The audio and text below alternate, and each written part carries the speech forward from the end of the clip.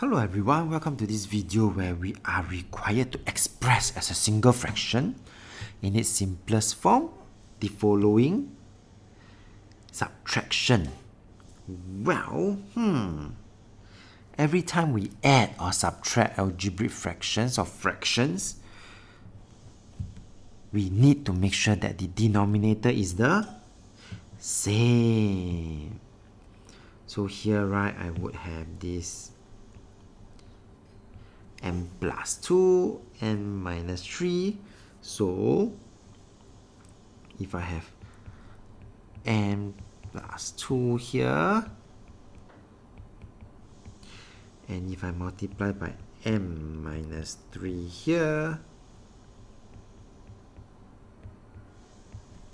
then the common denominator will be m+2, m-3. Am I right?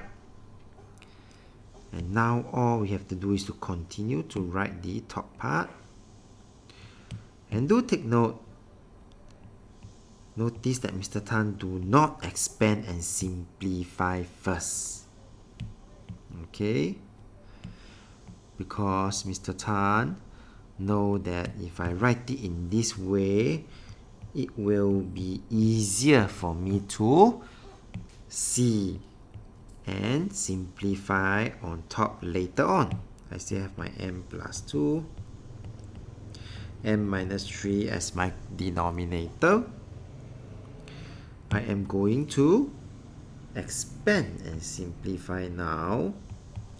This will give me 2n and -6. And this is the part. This is -3. If I multiply by positive m, I will get -3m. -3 multiplied by positive 2, -6. Alright. And to finish off, still have my common denominator as m+2 times n-3. Let's continue. 2m-3m. This will give me -1m. -6 minus 6. This will give me -12.